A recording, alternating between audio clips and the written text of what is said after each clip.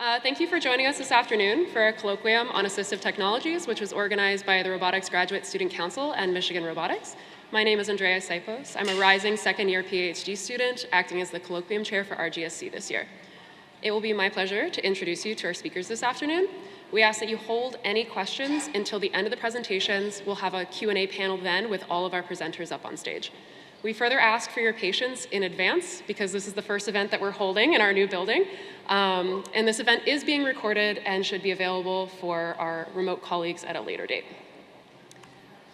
To lead us off, I am excited to welcome two special guests who traveled to Ann Arbor from Minneapolis, Minnesota. Shane and Hannah Burcaw, married in 2020, are disability activists from the viral YouTube channel called Squirmy and Grubs. I first learned of the couple through a video they posted last year entitled, "This Robot Would Change Shane's Life," because my YouTube algorithm knows I'm a sucker for robot videos. I watched a lot more of their videos after that first one because they bring a unique humor and charisma to the important topics of disability and accessibility. In addition to the YouTube content that Shane and Hannah make, Shane and his cousin Sarah co-founded a nonprofit organization called Laughing at My Nightmare in 2012. Laughing at My Nightmare has a two-part mission: to educate children on kindness, positivity, and empathy, and to provide free adaptive and medical equipment like adaptive bikes, custom power chairs, and adaptive strollers to people living with muscular dystrophy. Shane and Hannah are here today to talk about their experiences with assistive technology and to help bridge the gap between researchers developing these technologies and their end users. Without further ado, please join me in welcoming Shane and Hannah Burcaw.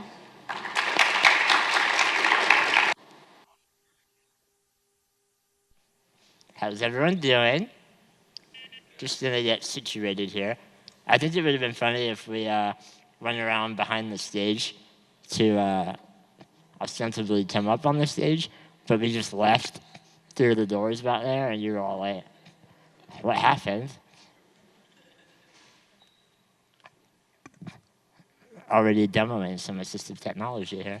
Hi, I'm Shane, and this is my wife, and probably the most important piece of assistive technology in my life, Hannah.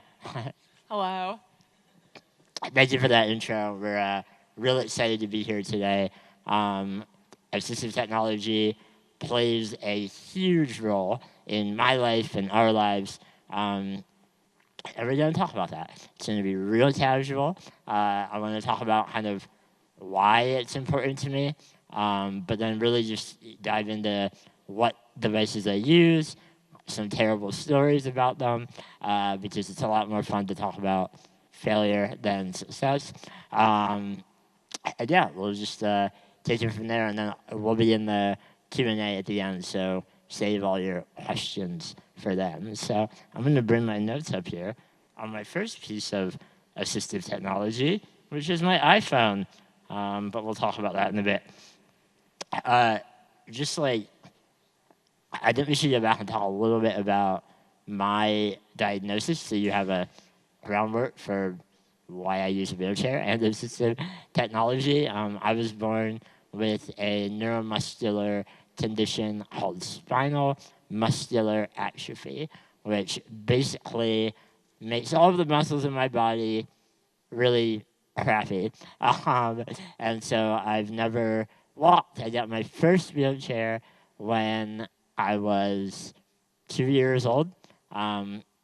And I was told, or I am told, by my parents that my favorite thing to do when I was learning for the first time how to drive my chair was to crash into strangers, walls, obstacles at top speed. I still enjoy that, but I'm a little bit more reserved nowadays. But the overall point that I want to make today is that assistive technology, while it obviously allows me to have function that I wouldn't otherwise have, it allows me to do everyday activities. It more than function, it provides a satisfying and fulfilling life experience. So like, while yeah, my wheelchair gets me from point A to point B, more so, it allows me to thrive. And because of all of the assistive technology I use, I've been able to become an author and a prominent YouTuber, which I never thought I would say, a husband and a traveler of the world, all kinds of things that are more than just going from point A to point B. A really good example of that is one of the stunts that I used my wheelchair for as a child. Do you want to talk about the basketball? Yes, sure, I will, of course. Yeah, so I was not there for this story. Shane was like 10 years old. Shane's worst age, 10 years old. And it shows what his childhood was like. So when he was 10, his younger brother Andrew was 6, I guess, 6 or 7. And Shane was a terrible influence on him. Andrew really wanted to dunk the basketball. They had a basketball hoop in their driveway. Andrew wanted to dunk it and couldn't, obviously. He was 6 years old. So Shane realized that he could use his wheelchair to help Andrew. So he told him to go into their garage and get a rope. Andrew did that, poor little Andrew, and brought the rope back outside. And Shane was like, okay, now tie the rope around your waist. And poor little Andrew was like, okay, ties the rope around his waist. Can you please stop referring to him as poor little Andrew? I think it adds something. Poor little Andrew did that, and then Shane was like, okay, throw the other end of the rope through the basketball hoop. And Andrew did that, and then tied it to Shane's wheelchair. Shane was like, okay, hold the basketball, and I'm going to pull you up. So Shane begins to reverse, and Andrew starts rising into the air, and then begins screaming in pain because the rope is like cutting into his stomach. He wasn't wearing a shirt, which in hindsight, that was a mistake. I think the shirt would not have helped. So instead of stopping and being like, well, that was really dangerous, I'm sorry, Andrew, Shane was like, okay, get some pillows. So Andrew goes inside, gets pillows, puts them between the rope and his stomach, and Shane tries again. It worked. And as I began to reverse my chair, my brother began to levitate into the air with this ingenious pulley system that I had invented. He was lifted into the air, 1 foot, 2 feet, 3 feet, 4 feet. He's got the ball in his hand. He was ready to dunk. And when he was near the top, maybe a foot away from being able to dunk, and I don't know why this happened. I think it has to do with science. All of you might understand it better than me. He got a lot heavier, and my chair was no longer able to lift him that final foot that he had to go. So I am in full reverse. My wheels are spinning. There is smoke coming out of the back of my chair. And nothing about that made me think, you know what? Maybe I shouldn't be doing this. Andrew has the nerve to yell at me to try harder. Like, all right, I'll put my back into it. I'm reversing, smoke everywhere. At that moment, our dad comes outside doing this horrifying combination of laughing hysterically and screaming at us. He didn't like what we were doing. So I lowered Andrew back down to the ground in utter failure. Well, there's more. So, Shane's dad, tells him that was really bad. Don't do that again. You're done playing for the day. Come inside. Shane? I think he also complimented us. I think he was like, guys, this is amazing, but I can't not punish you for this. He doesn't remember that part of the story. I don't think your dad would say that he did that. But anyway, he's like, go inside. Shane starts to go inside and finds out that his chair can only turn left. It no longer drives in a straight line. That's bad. And a little further inspecting by our dad found that all that smoke was the gear motors in my chair shredding themselves at the replacement cost of $8,000. So I was in trouble. And this is obviously a kind of silly example, but I think it shows how, throughout my whole life, especially when I was a kid, I've been using assistive technology, specifically my wheelchair, to have fun, to get in trouble, to hurt my brother, all kinds of things. And it does more than get me from point A to point B. It allows me to live a full life.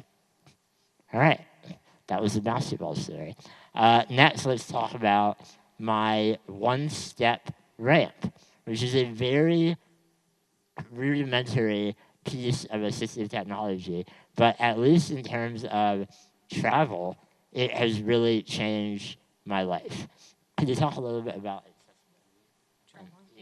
Yeah, and I think you'd be surprised at how long it took us to find a portable, lightweight, one-step ramp that could like fold up, and we have one that it like hangs in a bag on the back of Shane's chair and it folds in half, but it also is strong enough to hold his chair. And we've brought it on all of our trips so that when we come across a curb that doesn't have a curb cut or a store that we really want to go into with one step, we can still access that store. So I think that is probably the most used piece of, technology that we have. I think people don't realize how much of the world is still inaccessible to wheelchairs. Like a 5-inch step exists in so many places, and throughout my whole life, I just haven't gone into those places. And then, like 2 years ago, we were going to, was it Poland? Or London? And we were thinking about kind of how often we might encounter that obstacle along the way. And we didn't want that to ruin kind of the adventure and the joy of going anywhere we wanted. So Hannah was like, why don't we bring a ramp? And I was like, oh no, like they don't make those. Like it won't fit in our bag or on my chair. And Hannah was like, yeah, I'll find one. And she did, like on Amazon in about 5 minutes of looking. So that has been really helpful for me as well. Kind of a cute piece of assistive technology is the phone holder that I used in bed when Hannah and I were long distance. You want to talk a little bit about how we met and then get into that? Yeah, so Shane and I met 5.5 years ago. I was a freshman in college in Minnesota, and Shane had just graduated from college. He was living in Pennsylvania, and we were long distance for 2 years. So Shane was living with his parents, and on many nights we would want to be FaceTiming really, really late into the night, which would be difficult if Shane was going to ask like his dad to bring his laptop, into his room, set it up, and then come back at like 3 a.m. and take it down, So Shane got a phone holder, like a long, what would you call it? It's on like an arm. I don't know. You probably know what I'm talking about. It's like a mount, but it has a long arm on it. Bendable. Yeah, so Shane got one of those and used that every single night for the 2 years that we were long distance, and it let us, communicate in the way that we wanted to, and it didn't, it would have been difficult if Shane hadn't had that, and we weren't able to talk after his dad went to bed. Yeah, and that's another one that it sounds like a no-brainer. Like you're like, yeah, obviously, why wouldn't you put your phone on your mount? But for a long part of my life, I hadn't considered even the possibility that I might be able to use my phone in bed. So like in high school, when cell phones came about and all my friends were texting hours into the night on our flip phones, I often had to, step out of the conversation around 9 or 10 when I went to bed. And that sucked. I couldn't be a part of the social goings-ons of my friend group because I thought there's no way I can lay in bed and hold my phone like my friends. Then I met Hannah, and I was like, there must be a way that I can lay in bed and hold my phone. So simple solutions allow for very far-reaching possibilities. Another huge, probably the item that I use the most after my wheelchair is an app for my iPhone that turns my phone into a Bluetooth keyboard for my laptop.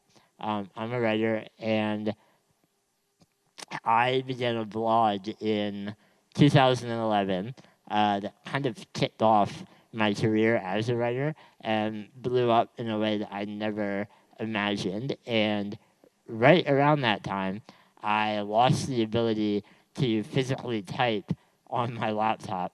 Terrible timing, as my blog is taking off.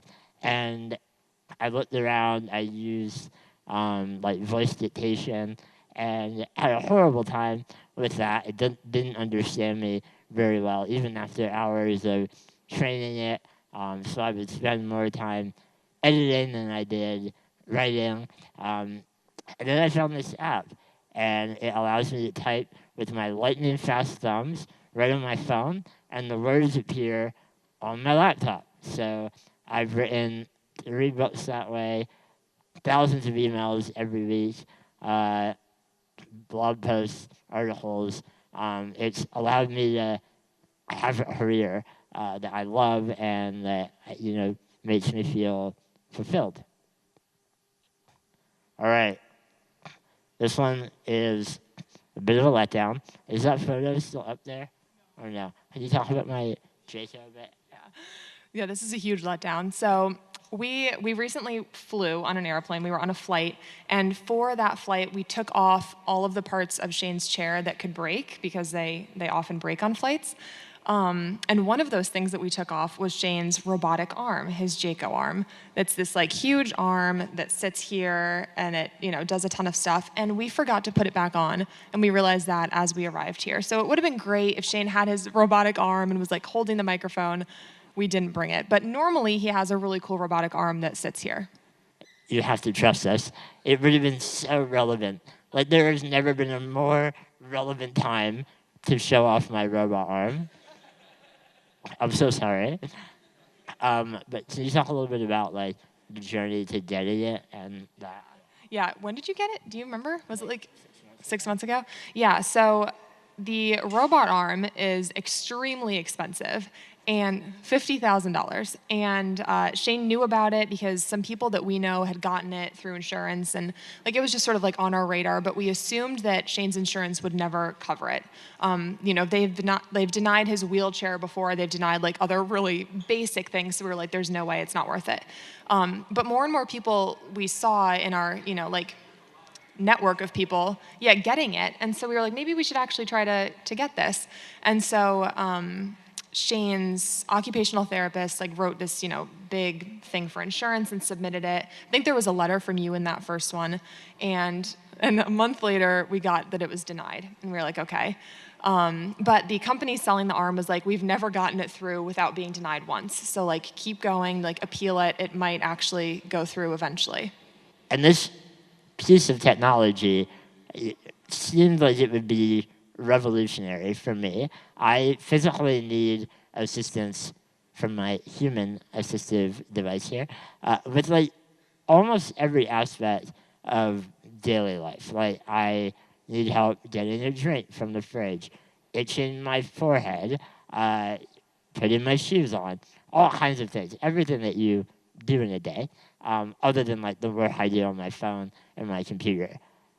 This robot arm connects to my wheelchair and allows me to use my joystick of my chair to manipulate it in a variety of ways. So I had the opportunity to open doors and pick up my phone if I ever drop it, get food for myself, all kinds of things. And it was denied. And the reason was that it was not medically necessary, which is kind of their catch-all phrase that they use when they don't want to pay for anything. So we appealed it, and we were successful. Hannah wrote a letter explaining a variety of ways that without it, I could die, essentially. If there was a fire and I couldn't open my own door, or if my head fell and I was choking and couldn't lift my own head up. All real things probably won't happen, but insurance doesn't need to know that. So it was approved, and I got the Jaco arm. It has been revolutionary for me to be able to go and get myself a beer without having to ask Hannah. I don't know if Hannah likes that aspect of it, but it's been really useful. And it did end up saving my life. Not even kidding. Do you want to tell that or begin telling that? Yeah, I didn't realize you were going to tell this story, so I guess we're telling it. I don't know how relevant this is, but I guess since it saved Shane's life, he wants to talk about it. Anyway, in December of this past year, Shane was coming out of my parents' house. We were visiting, we were there for dinner, and their house has about 5 steps to get inside, and they have a big wooden ramp that they built for Shane to access the house. So he's coming down the ramp, and it had been snowing, or like it was snowing. It was actively snowing. And every single time we go down this ramp, I always say to Shane, do you want me to hold your chair? Like, walk behind you holding it. And every single time Shane says, no, I'm good.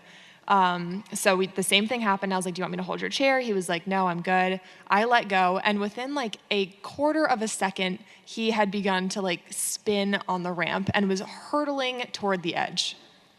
Yeah, it was one of those moments where, like, you hear the phrase, like, your life passed before your eyes. I had, like, flashes of, like, oh, I'm about to die. Like, this is about to be how I die. So I'm fishtailing on the icy ramp and slam into the edge, which does not hold. My chair goes over the edge of the ramp when I'm, 4 feet in the air and tips off of the left side so that I fall in between the edge of the house and the ramp. My back right wheel is the only wheel that stays on the ramp, and my JTO, robotic arm, on the left side catches on the house, keeping me from falling all the way forward. So I'm dangling, literally dangling straight down with the arm against the house and my wheel on the ramp. Had I fallen further, I would have been crushed. Like, it's funny now, but I would have died. I'm fragile as hell and would not have fared well in that incident. So, I mean, what was that like from your perspective, other than awful? It's a terrible question. It was horrible. And it all happened so quickly. It really felt like I was watching a movie. Like, I was just standing there, and then within, like, 2 seconds, it was, like, 2 seconds from when I let go, and then Shane was, like, upside down. So it was just, like, I could not believe it was real. And then I, like, ran down the ramp. I just didn't know what to do. Like, that was, the main problem, because it was, like, Shane's chair was too heavy. I was, like, pulling on it, but then he was like, no, don't, because what if you dislodge it and then it falls all the way? It was horrible. And then I decided to, like, take Shane's straps off to try to, like, get him out of the chair. And then he was like, no, I'm going to fall. It was horrible. It was a mess. Yeah, it was like a nightmare scene, basically. So Hannah's mom heard the commotion and ran out. And somehow, my chair weighs 500 pounds. Somehow, Hannah and her mom, ripped it back up. Or no, wait, you got me out of it first. Yeah, she held it in place, and I took you out. And then once you were out, we were able to, like, just let it down. So I lived. Well, I lived. Surprise. And, I never kind of expected that the JTO arm would end up saving my life. But, like, the next day, we realized, had that not been there, I would have gone all the way, and I wouldn't be here right now. So, thank you, JTO arm. That we didn't bring. Maybe they have one here. We'll hold around for it after. The last piece that has been pretty big in my life is, again, a simple solution, but it is the powered mount that my joystick is on right now. Again, I'm awful. We forgot to charge it in the hotel room last night, so I have a switch here that is supposed to activate my joystick to swing down in front of me where I drive with it. It's not working right now, sorry. Never hire us again, we're terrible. But I, for most of my life, had a manual release on my joystick that then had to manually be moved out of the way for transfers, or if I'm pulling up to a table to work or to use my phone on my lap where I have it now. And that was limiting because I was not able to move my joystick on my own. So if I had it swung out like this and I'm at my computer and then I want to move to escape the house if there's a fire, I can't do that on my own. I have to call for help. And then we met this company that was like, oh no, we make power mounts. Like, we can install that. And my life changed forever. And so now with the touch of a light button over here, I can swing it down, move it out of the way, and it's been really helpful. Do you remember the first night I got it? Yes. Yeah. So before Shane had it, obviously, if he was sitting at his computer in, our living room and I was in the bedroom reading a book, I knew that that's where Shane was and, that's where he would stay. And that's how it had always been. So That sounds like weirdly like, I don't know. So that first night, I had kind of forgotten that he had gotten this, adaptive technology, and I was just reading a book in the bedroom, nice and calm, and all of a sudden, I guess I didn't hear Shane approaching. I think he was doing it extra quietly just for this to happen. He was in the room, and I see him out of the corner of my eye, and he screams. He literally snuck up on me to scare me. I screamed. It was horrifying. And then for the rest of that week, he would just I would just be sitting in a room and he would just come in, do a lap, and then leave. He was obsessed with using this joystick to just roam around the house at his, at his whim. It was really annoying at first, but it has been really useful. These are all the hard-hitting, important uses for all of my adaptive technology. We tell insurance that you're going to escape a fire, but really Shane just does laps around the house endlessly. I need this device to bother my wife. I don't know if that would be approved, but I hope you see, there are many more kind of devices and things I use in my life, but I hope that you kind of see that they allow me to live, really live a fulfilling and full life. They don't just, do the one thing that they're intended to do. And so that's been a really cool part of my life. I was very lucky to be born in a time when all of this technology is available. And as we look forward, Hannah and I are, in the early stages of, thinking about having a family, and we know that there will be more and new ways that the devices I have now will be helpful, like holding our kids with my J-tail arm in the air when they're bad. We've seen devices that allow you to have a stroller attached to a wheelchair. Things like that are exciting to know that they are available and will continue to benefit me in all the stages of my life. So, not to be overly, not to wax poetic here, but the work that all of you are doing is so important because, while it might feel like you're, just in a lab, doing research or, working on a device, remember that there are people out there who will be extremely benefited by it, whose lives will be more fulfilled. You're improving access and function and, making life good. So thank you for everything that you do. Thank you for having us. And, yeah, cool.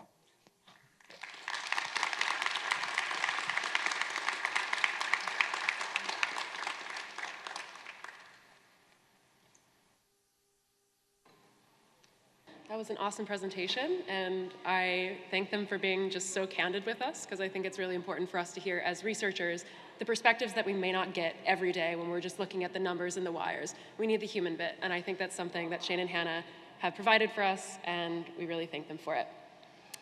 So now we're going to shift into some short form research presentations from some of our colleagues in Michigan Robotics. Next up to the stage is going to be Michael Gonzalez, who was a co-organizer of this event. He's a fifth-year PhD in the Rehabilitation Biomechanics Lab. Most of us know him for his love of board games at RGSC game nights, but today he's going to be presenting his work on the impact of sensation on the control of robotic prosthetics.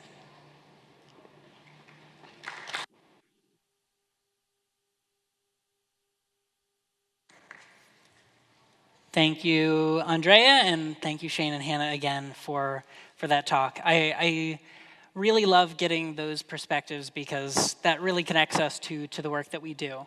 And this clicker is on. There we go. All right. So the work that I do and that I have been spending the last 4 years studying is prosthetics.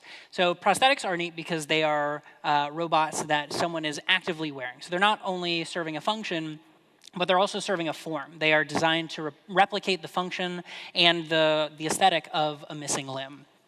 But there are many people who choose not to use prostheses, and this is something that really interests me, that there are individuals out there that have things they want to do, and we have some assistive technologies that are designed for their use, but they end up not using them. And it's a curious thing to me of understanding why that might be. So one person that really helped me sort of understand this and was part of the reason why I was interested in prosthetics in the first place was Hugh Hare. Hugh Hare does really amazing work at MIT, but he started out as an individual with no engineering interest whatsoever. He just loved rock climbing and mountaineering, and one day he got lost in a snowstorm and he lost both of his legs below the knee to frostbite. And when he sort of recovered post-amputation, he was really upset with sort of the state and the quality of lower limb prosthetics. And he felt like he couldn't walk the way that he wanted to, and he couldn't get out and do rock climbing in the way that he enjoyed previously. And he had this really amazing quote that I enjoy and that sort of centers how I think about prosthetics, which is, I didn't view my body as broken. I realized that a human being could never be broken. Technology is broken. Technology is inadequate. And I like this because it frames it as what we're doing is not trying to replace a missing limb or replace all of the functionality that we might think is quote unquote missing. What we're trying to do is find the needs of individuals and make sure that they can do those things through the technology that we're working on. So what does it mean to be adequate for a piece of assistive technology? Well, of course, with many things, the answer is it depends. For lower limb prosthetics, maybe adequate means it gives the individual stability. They can very confidently walk without worrying about any sort of wobbles or falls. Maybe it means symmetry, so making sure that the forces on both sides are equivalent so they don't get overuse injuries. Or maybe it means energy cost. The prosthetic is replacing some of the lost musculature that the individual doesn't have anymore, or it just makes it so that it's not difficult for them to walk at all. For upper limb, where I spend most of my time and energy, dexterity is a really big piece of what is adequate in a piece of assistive technology. So you not only want a hand that can make different grasps depending on the function, but something that has a level of specificity in terms of the force that you're using. You want to be able to pick up an egg without breaking it and also without crushing it. And something that modern technology is allowing us to do more of is create prostheses that give users some amount of sensation.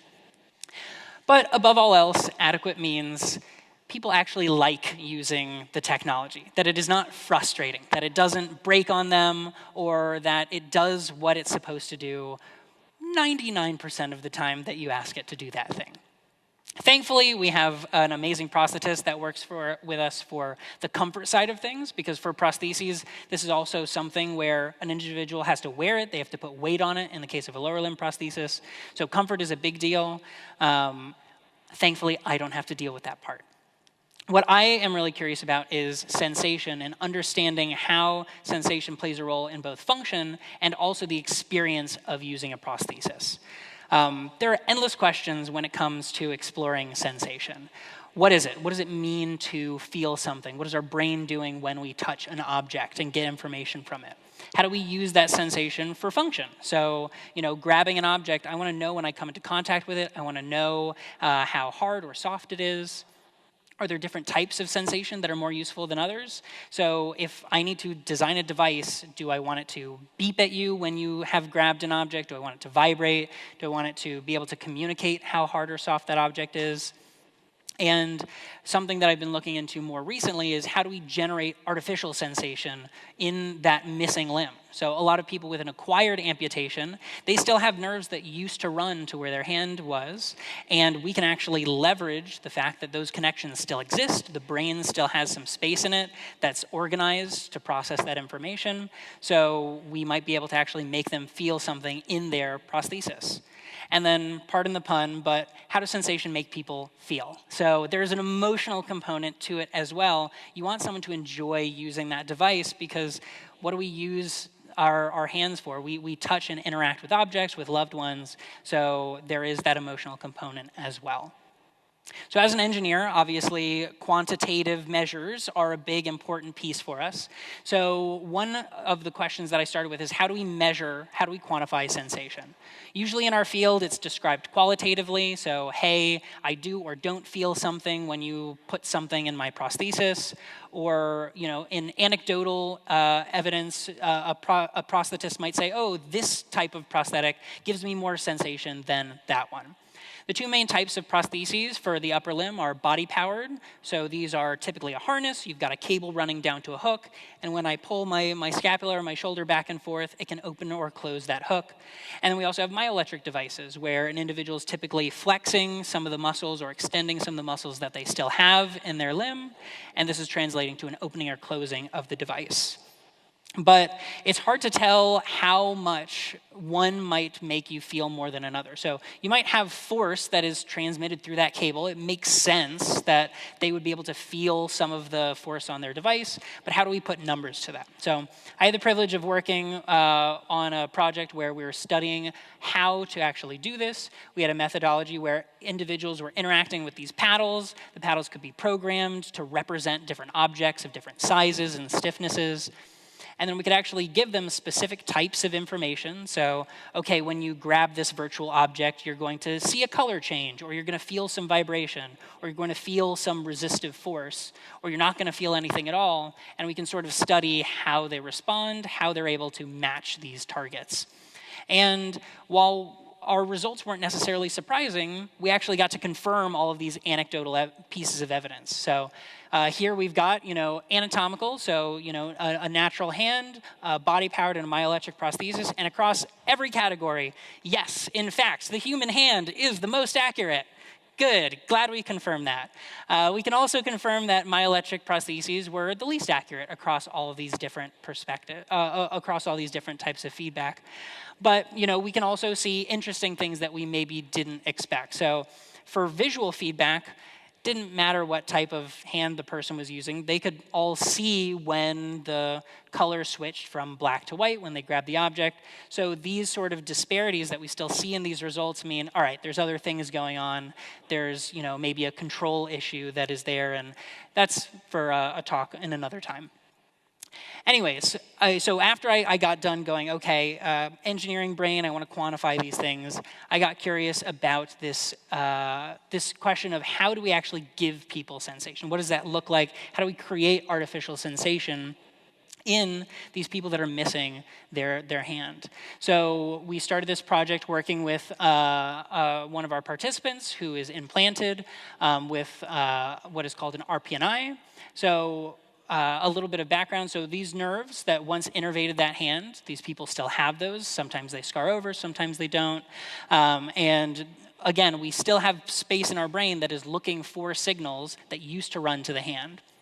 So here at the University of Michigan, in our lab and with Cindy Chestek's lab, we can use regenerative peripheral nerve interfaces, which are these biological constructs that are these muscle grafts wrapped around a nerve that used to run to the hand.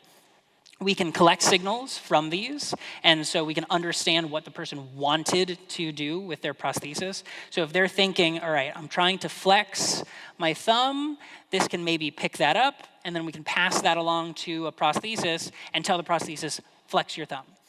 But we can also send signals to these nerves, and the brain can pick up, okay, this used to be something that ran to the pad of the thumb.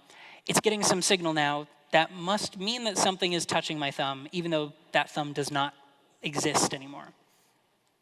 So this is just a quick video of some work with one of our participants.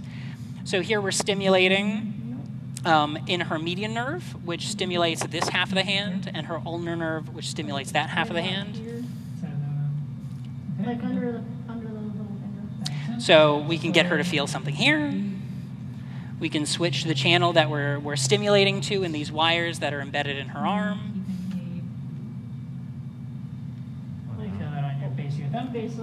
So now we can get stimulation over here. And then we were curious what would happen if we stimulated both areas. Like the same. We just did some science. So it's hard to see on this video, but essentially, you're not feeling two different locations. Right. You're feeling a middle ground between. I'll let him those tell two you. locations. Very, very good. So what we had happen was, instead of when we stimulated channel 8 on her median RPNI, she felt stimulation here. When we stimulated channel 12, her ulnar RPNI, we got stimulation here. What I was hoping for was, all right, we stimulate both, we get a sensation here and a sensation here. Cool, we can use that for neat things. We can tell what side of the hand maybe an object is held in, or we can use that information to give her some sense of how her hand is oriented in space. Instead, we got actually a synthesis. We got a stimulation that she felt right in the middle of her palm. And while right now we're still exploratory, we're still figuring out, all right, what do we do with this information? Because it is important to sort of think, all right, how is this actually functional for her? What is neat about this is there's no nerve that we're hooked up to that says, hey, I'm getting stimulation from the center of the palm. This was a new thing. It means that the brain was actually synthesizing these signals in an interesting way that we didn't expect, and that's really cool. That means that we can dig into that and explore. That means that we can dig into that and explore, hey, can we make these sensations move around? Can we do interesting things that might have some function for our participant? So just to start sort of coming to a close, I want to walk away. What my research really focuses around is the fact that sensation serves more than just these functional purposes. So we know that it can improve functional performance in these tasks. We know it closes this control loop. As engineers, that is what the control loop is all right, we have some goal, we are sending out some signals, we get some feedback, and we correct, and we sort of iterate on that process until what we built does what we want it to do. But sensation also is shown to improve ownership and embodiment over a prosthesis. So this is how much an individual actually feels that that device is part of themselves. It improves their satisfaction, how much they enjoy coming in. We have a new participant now who, if sensation is not part of the conversation, he has checked out. He's like, hey, you promised me that I'm gonna feel some stuff with a hand that I haven't had in a couple years. But most importantly, it improves how often these people are actually interested in using that device. So there's not too many studies out right now that have this sort of technology as something participants can take home. But in the 2 studies that I have been able to find, when their prosthesis is giving them sensation, they're putting it on more days out of the study collection time. They're putting it on for longer on those days because they want an arm that gives them that sensation back. So I'll end with this slide. So our participant, we have her in. She is a fantastic participant that has been coming in for the better part of 3 years now. And we've done all of these experiments with control and now with sensation. But we make sure to ask her every once in a while, what do you want out of this device? What do you want to do when you go home that you can't do right now? And last time she told us, she told us about how all she wants is to make some meatballs. She just wants to make a decent-sized meatball. Right now, she's got her one hand, and she squeezes them as much as she can, and then they go in the pan. And with her body power prosthesis, you can see in here, she can maybe hold the pan steady, and then use her left hand, which was not her dominant hand before her amputation, in order to stir things around and move things in the pot. She wants a prosthesis, maybe not necessarily to do the other half of the meat. I don't know how waterproof or meatball proof it would be, but she wants something that she can handle a utensil with. She wants a prosthesis that she can tell when she has a solid grip on something. She wants a prosthesis that she enjoys using more than the one that she has. And if we aren't answering questions about how to get her to that place, then we're asking the wrong questions. Thank you.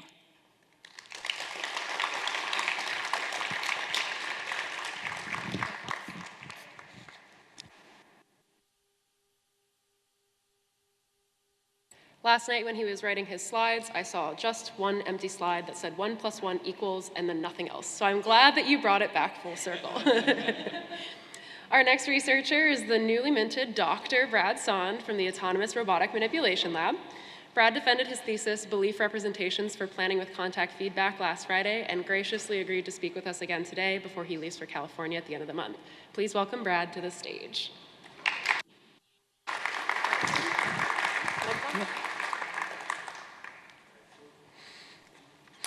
This is Audrey's garden. Audrey is my friend and relative. Audrey is in a wheelchair and cannot walk and has limited use of her arms.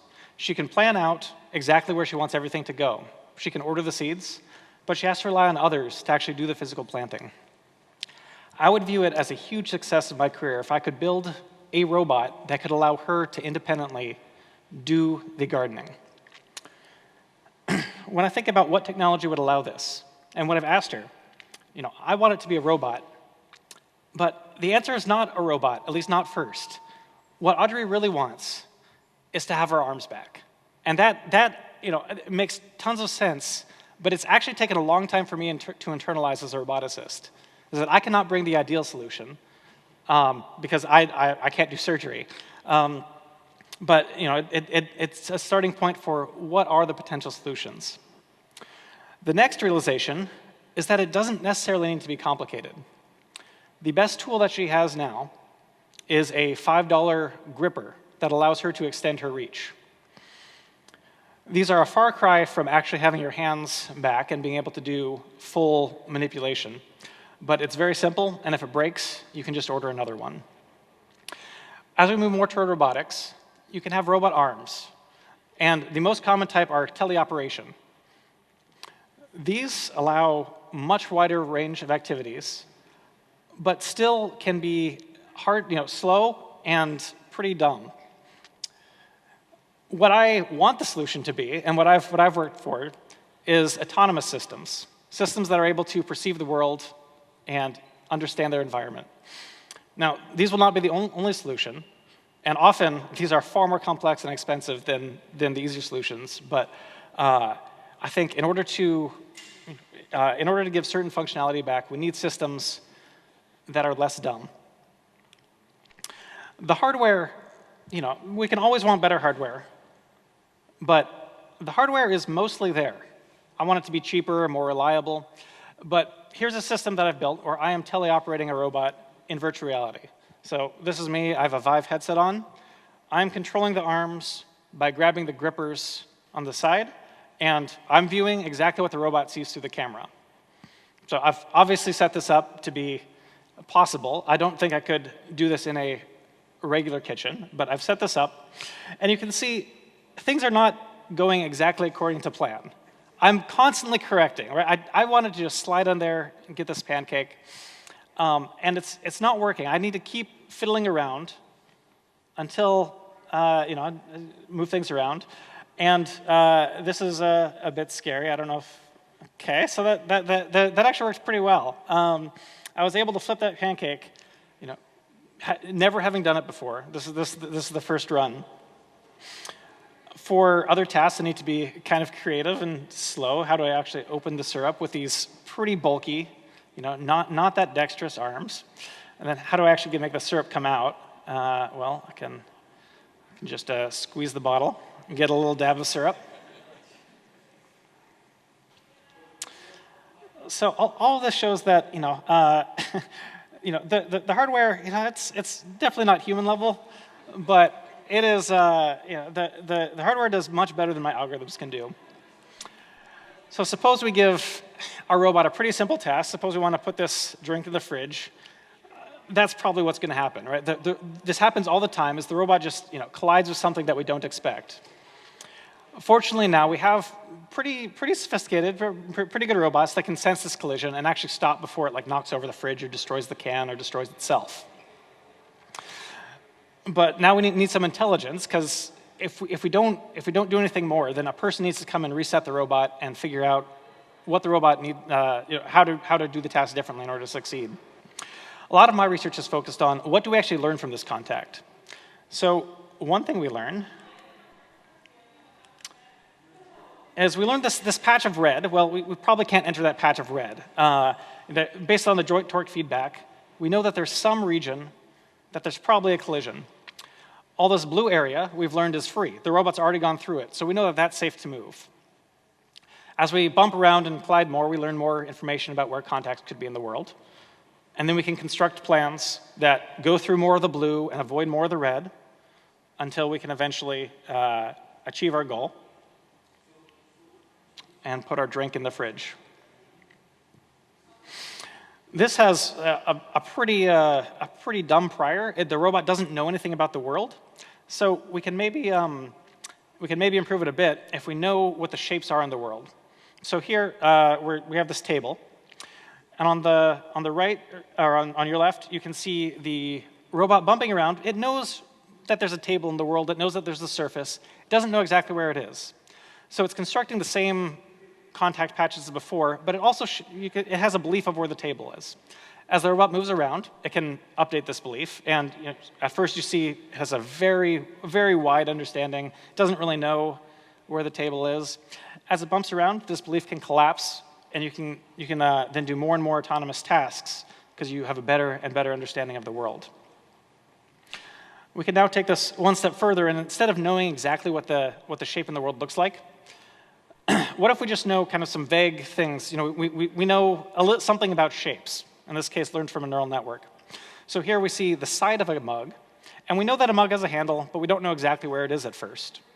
After the robot makes contact, we want to be able to update these shapes so that any shape we produce has to have a mug handle, or at least something that explains that contact. I can explain that now with a method like just completing boxes. So we see the front of a box. There's noise, so it's not a perfect surface. There's some true box. And then as we can envision a bunch of different boxes that match that visual information, but we don't necessarily know the depth. As the robot moves through the world, we sweep out from some free space. And most of the boxes this won't really affect because it's not really intersecting. But for some, we can define a loss function and create new shapes that have to obey these constraints. Similarly, once we make contact, we learn this contact patch, and there has to be some part of the box needs to be in that contact patch in order to explain that contact. Using our network, we can create new shapes now that both agree with the visual information and this new contact information. As we update these shapes, maybe we'll create some that don't obey this contact information, and we throw those out because those don't agree with our observations that the robot's made. The last crucial part is that we need to make sure these shapes stay consistent with the visual information.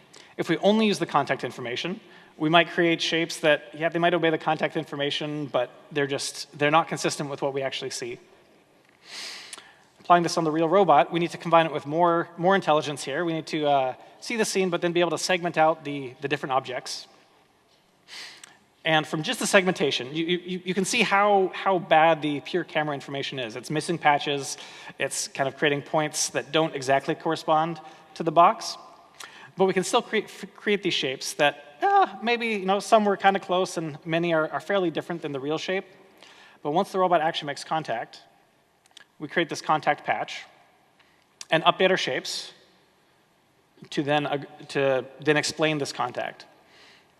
These don't necessarily look exactly like the box in the real world, but they have very similar occupancy.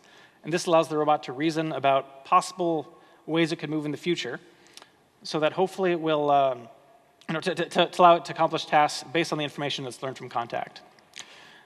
We can do the same thing with a picture. So this robot has seen the pictures before.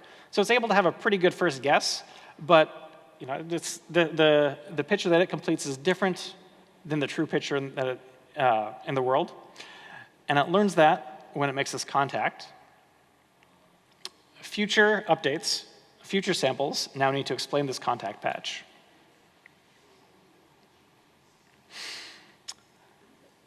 When I think about the space of robotic problems and the problems that we're trying to solve, often, I think many of us, including myself, like to write papers that push the robots into the brilliant stage. If you think of like Deep Blue or AlphaGo, these are algorithms that achieve superhuman performance. I think, though, there's a lot of room just to make robots less dumb. I mean, it's really, robots make so many mistakes that once you look at it, they're embarrassing to show because it seems so obvious that the robot should be able to overcome it. Part of this, I think, is an engineering challenge, but part of it, I think, is really real research. It's not just iteration. We need new ideas about how do we overcome these embarrassingly easy traps. So as I look forward, I cannot report success yet. I do not have a robot that can really aid someone in gardening yet. And I by no means want to imply that I have the answers for how we should build assistive robots. I look forward to discussion from everyone in order to help come up with ideas to better build these robots.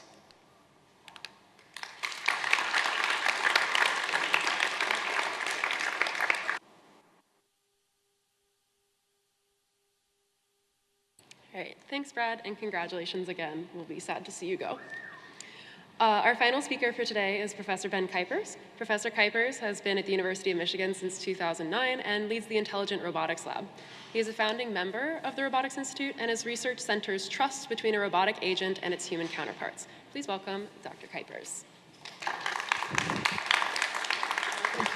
You got it down. Thank you very much. I really enjoyed your talk this morning, so this was great. Let's see here. How do I get this to go forward? Ah, there we go. I'd like to tell you about some work that we've been doing for a while on a robotic wheelchair. And here it is, with the lovely Peter Gaskell driving.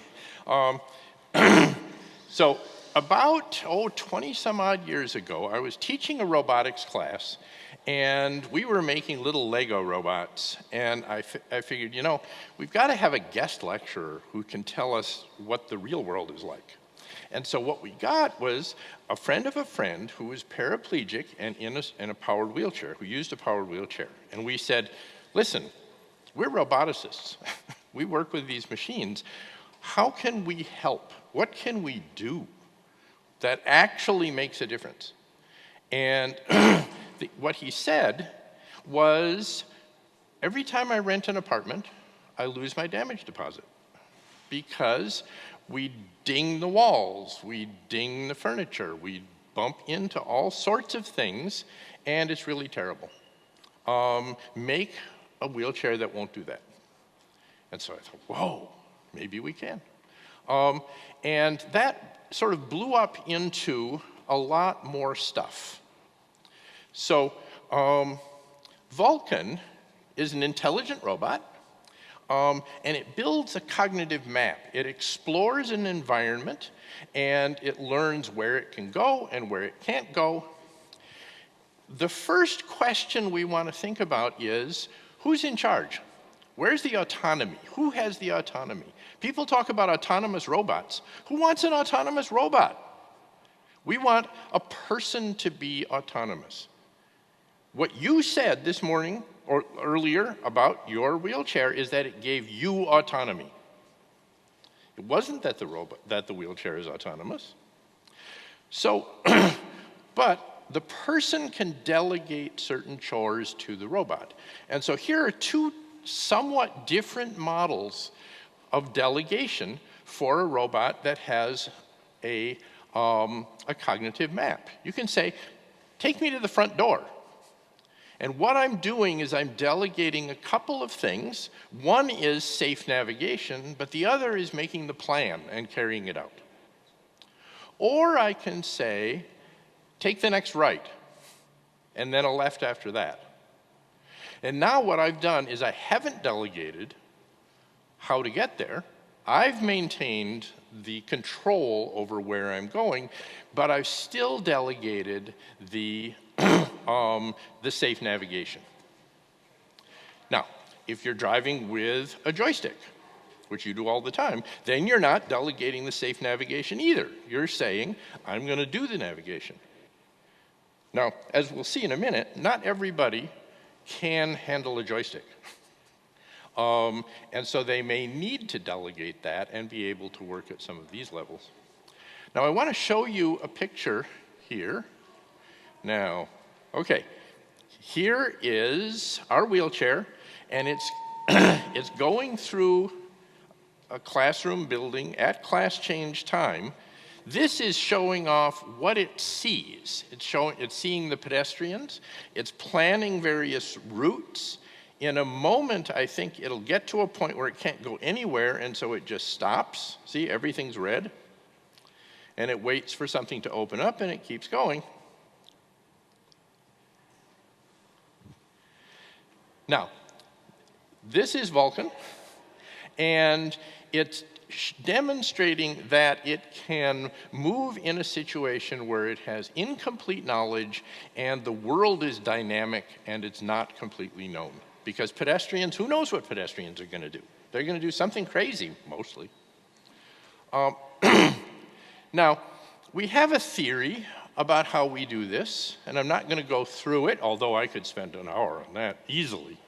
But basically, we distinguish between small-scale space, which is space I can see, and I can explore it by moving my gaze, versus large-scale space, which is space that I have to travel around in, and I have to knit together the different things that I see in order to make a map. People mostly think of mapping as metrical, that you build a model that actually is a scale model of the real world. But in fact, most of the time, what you actually want is a topological map. You want a network that says, what can I do here?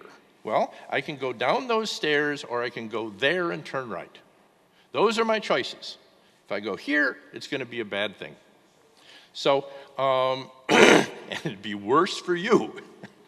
So, and we can have metrical and topological maps of small-scale space and large-scale space, and we put all of those things together, and so we call this the spatial semantic hierarchy, and it is ever so wonderful.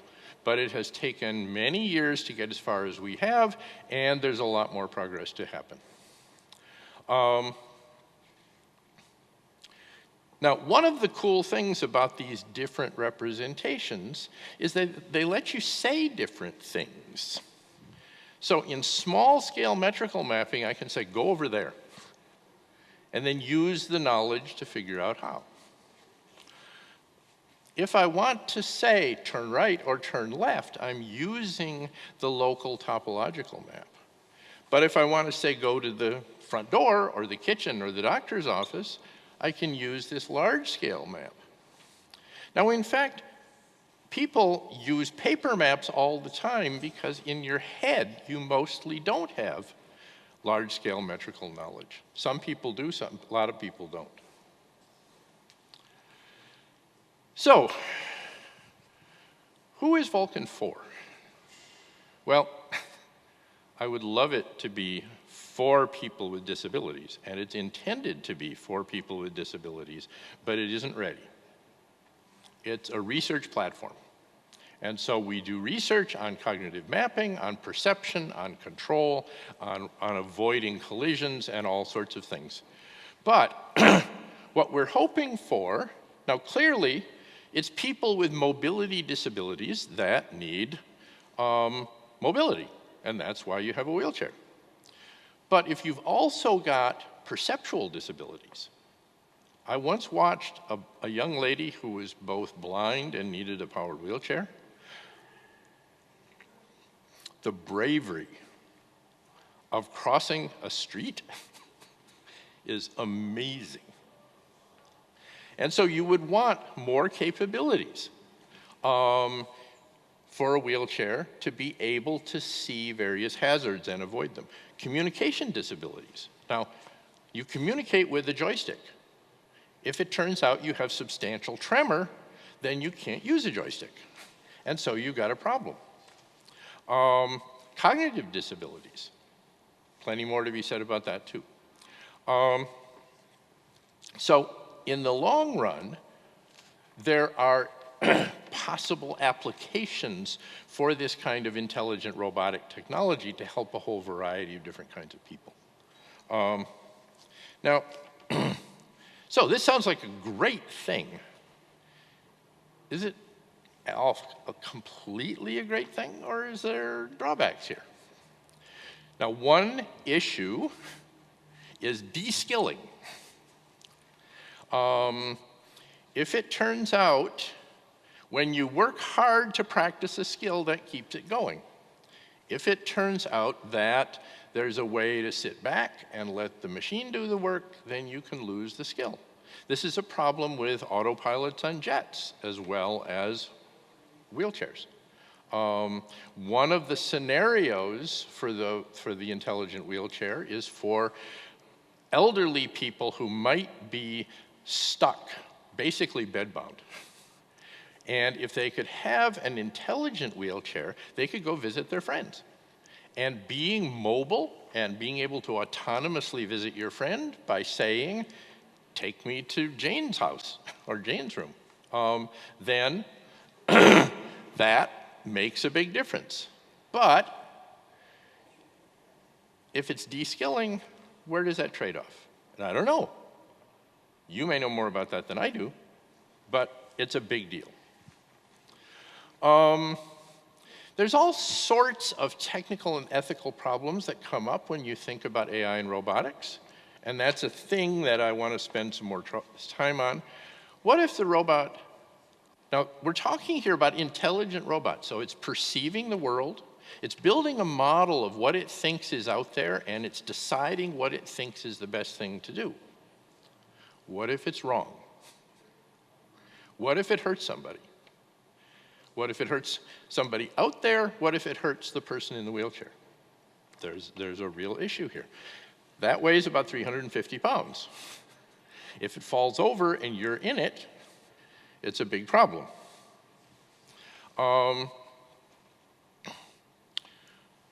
Autonomy. I've made a big deal out of the fact that the autonomy belongs to the human, who can, under some circumstances, delegate aspects of that to the robot.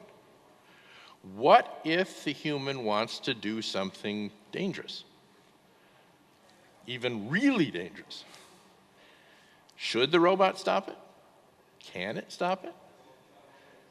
The only model that I know of right now is that there is a philosophy in the mobility and orientation community for blind people, seeing eye dogs. A seeing eye dog can prevent its person from crossing the street. It gets in the way. But it is not authorized, and it doesn't have a way to communicate that it's okay to cross the street. That's the human's decision.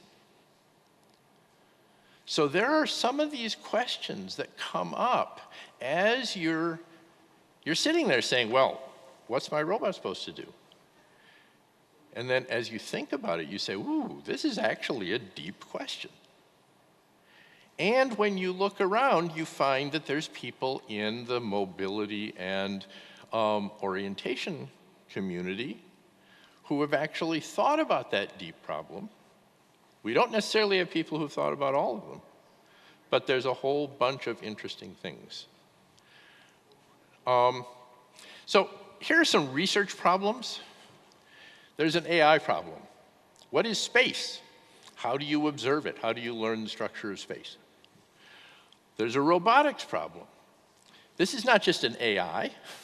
This is a physical object that perceives the world and acts in it. How does it do that? How well does it have to perceive the world? How well does it have to act? There's a human-robot interaction problem. We've got a robot.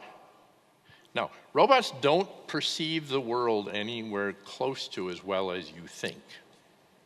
People typically perceive the world a lot better. Here we have two agents, the human and the robot, and each of them has perceptions, each of them has knowledge, each of them has some portion of the autonomy. How do they work together? How do they communicate with each other? This is tough. This is not an easy problem by any means. And the assistive technology problem. What do people with disabilities want and need? And we can sit back in our chair and say, oh, I'll bet they need this. But a far better approach is to ask them. and find out. So I think this is one of the most, well, we've written a bunch of things. You should read them. This is a fantastically interesting research question. You guys should work on it. It's been lots of fun for me. Thanks.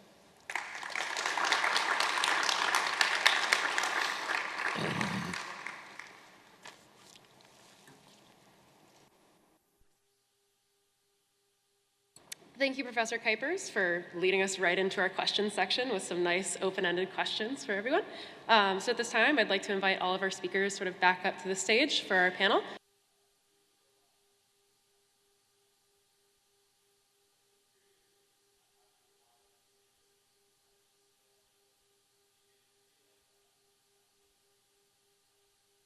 Yeah, so my wheelchair 100% feels like a natural part of me. So much so that like when I am getting a new wheelchair, that process happens about every 8-9 years. And when I sit in the demo chairs or my new chair, I feel like I'm wearing the wrong pair of shoes. Like I can't sit upright comfortably. My driving declines significantly in terms of my maneuverability, and that is because I become like deeply attuned to the little aspects of my chair and how it handles. And you know, my joystick provides a very kind of delicate level of maneuverability. So a few millimeters has a very drastic effect on what I'm doing. And I get used to that, and any slight change is very noticeable. The JTO arm, the robot arm that I've been using, not so much. It hasn't felt natural yet, and I think that is kind of because there is that lack of sensation that was being talked about. There's not a whole lot of feedback that I get other than visual for how hard I'm grabbing, or you know, the area that the hand is moving in space. So that one still feels kind of like I'm operating a robot rather than moving something on my own. Thank you. Well, so I'd like to hear more about the robot arm, and I guess what is the good and the bad, and what would you like? How would you like it to be better? Yeah, what's the wish list? Yeah, the wish list. While you've got us all here. So, let me see here. Simplicity, I think, would be at the top of my desires. Right now, the robot arm has, I think, like 6 joints that all move in a variety of ways. And in order to activate each one, I have to change to a different mode.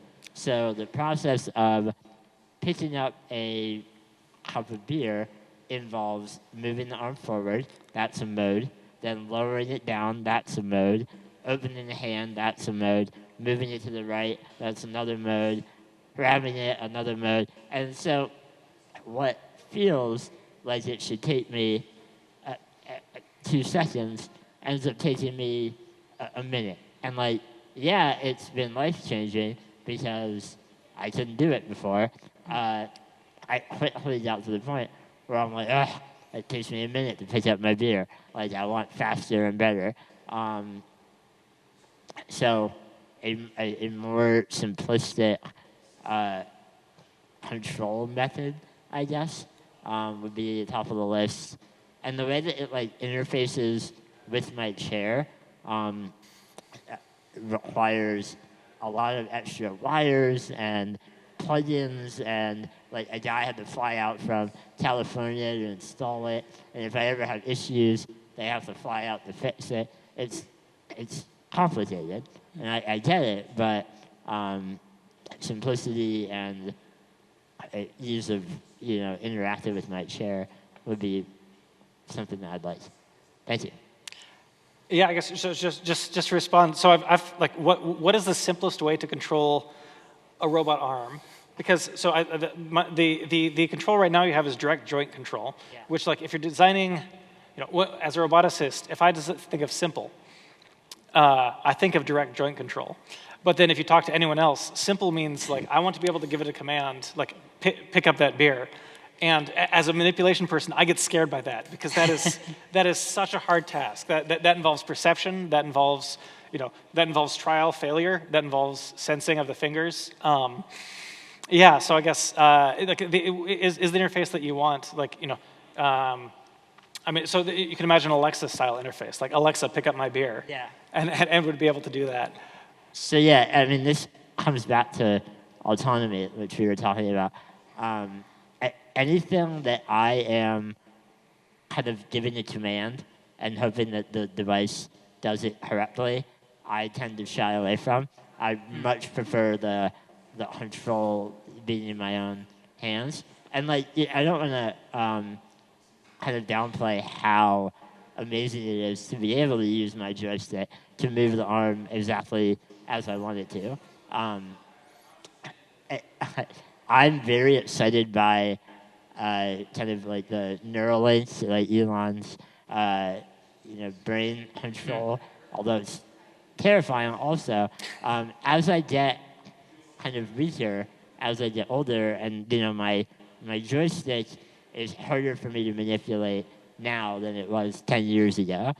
In an ideal world, maybe 500 years down the road, being able to just think the movements that I want it to do and have it do it with a high degree of accuracy would be the dream, I think. So, good luck.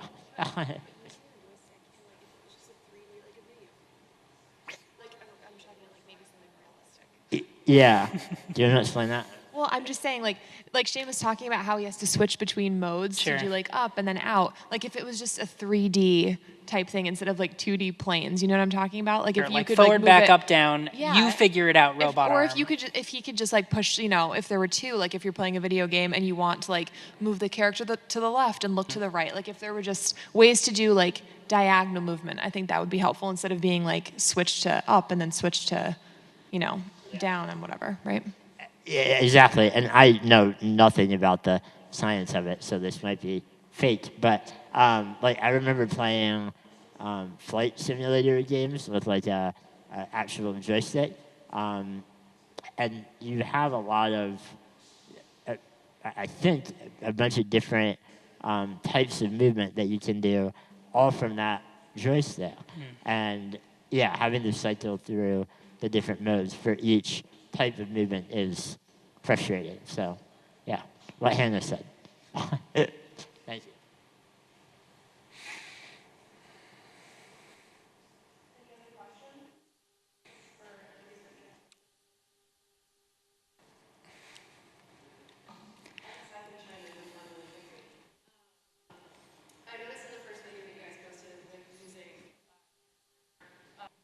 Yeah, this just came to my mind, but on the first day I got it, I was really excited to try, and I don't mean to keep referencing beer, but I was really excited to try to pour a beer from the can into the cup.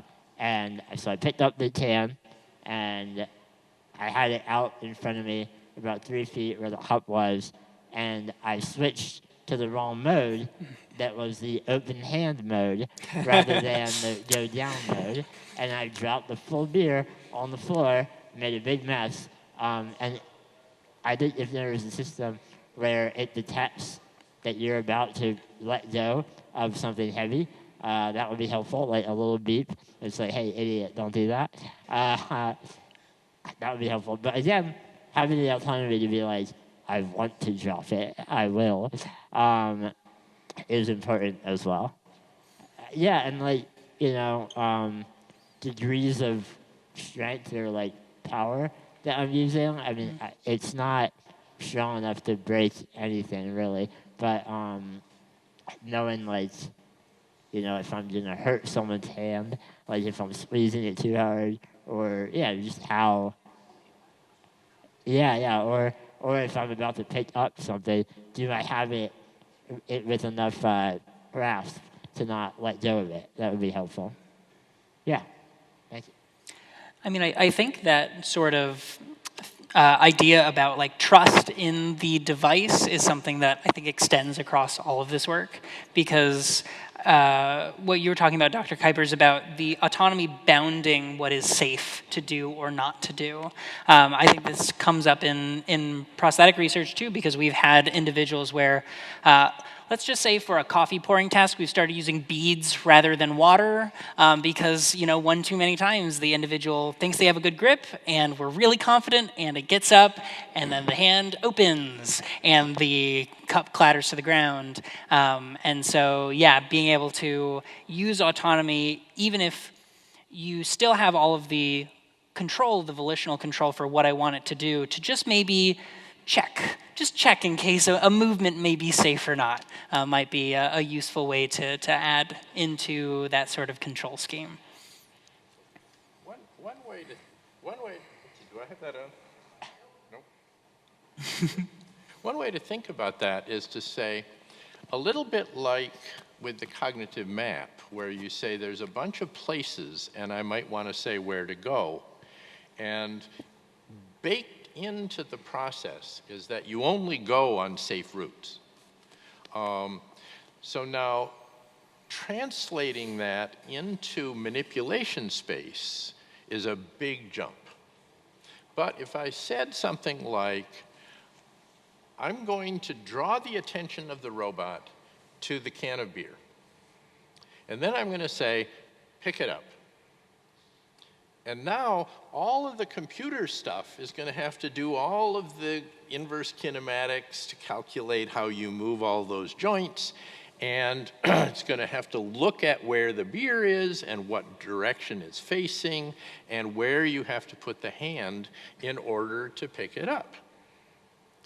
And then you might say, give me a drink. Now, that's an even harder thing because it's not just picking it up over there. It's bringing it over here so that I can drink from it without mashing my face and without spilling it. Preferably. And you would also want the robot, the AI computer, to say, I'm handling a container of liquid. So whatever I'm doing here, there's an invariant that I have to maintain, no matter what you say, is I've got to keep it in the orientation that keeps the liquid in the container. And then, I have a few special points, like pour or sip, where I might partially violate that constraint. But then you want to build a kind of special purpose map. Now, this is not a map of a building that doesn't change. This is a map of the tabletop and that can of beer for just right now. And it says, okay, now how am I going to get to that beer? How am I going to take it where it needs to go? And then do that little thing. And here's a whole smash of things that you never, ever do.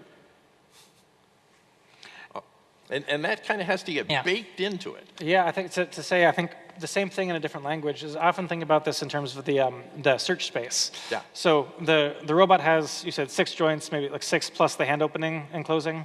And so that's maybe like 7 dimensions that you can move in at any one point. And if you don't have a 7-dimensional input, then you're limited to kind of switching between them. Instead, if you could bound that search space and say, I only want to allow reasonable things. You have some smaller space. Only want to allow reasonable things. So still give the human the autonomy of, do I want to go forward to reach the cup, or do I want to put my arm more towards a stowing position? That can be a much smaller search space. And the challenge for, I think, autonomy is, or for robotics, is going from the direct control, which requires very little of what we generally think of as like computational robotics, to that simple, like it seems like pretty simple, like just don't do stupid things, involves a huge understanding of the world, of objects, of how they behave. And I think that's I think where there's so much research to do is just what is the space of reasonable actions. Then you end up with 2 chapters of your thesis that are called Stupid Things, Part 1, Stupid Things, Part 2. How not to?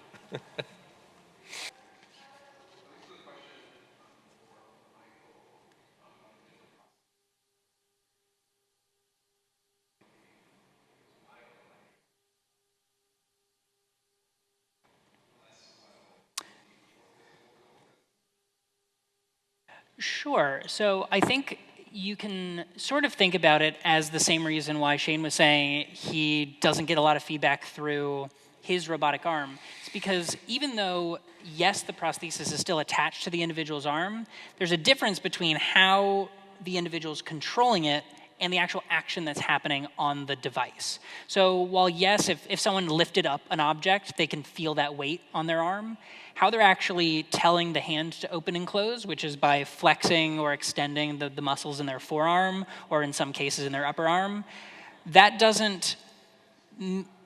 is just how you're triggering the opening and closing of the hand. But there's no path back to those muscles again. That's dependent on the engineer to design a way for, either some vibration to tell you how much force is being applied, maybe if you have sensors at the fingertips, or in the case of the work that I'm doing now, where we're actually directly interfacing with the nerves and giving some feedback back, or you have to rely on visual feedback, and you're just like, hey, it looks like I grabbed the object. We'll see what happens when I lift it up. And so, yeah, there's that disconnect between the method of control and the actual action, whereas for a body-powered prosthesis, there is a direct link between the amount that I bring my shoulder back. That determines how open the hand comes up or how closed the hand is. And so there you have more of a direct coupling. Just to chime in, one thing that I found surprising when using the VR system is the feedback, for me, didn't need to be in the same mode. So my controllers vibrate slightly when the robot feels a force, and that's not at all what I would actually feel. The robot's feeling a force, and I feel the vibration. And at least for me, that feedback was already very useful, even though it's completely different than you normally feel. Yeah, and there's a lot of research into how to effectively communicate. So that is a binary cue. So all you need to know is I'm in contact with this object. That's super useful all by itself, and you can get away with just going like, okay, this is vibrating. I understand what that means. What gets difficult is if you want to convey something that is continuous, like a level of force, because now you're constantly decoding, is this much vibration? Does that mean like enough to crush an egg? And so that when you get into a more complicated breakdown, then it starts taking more cognitive resources, and then you really want that direct translation between, all right, the robot is feeling a force, I want to feel a force.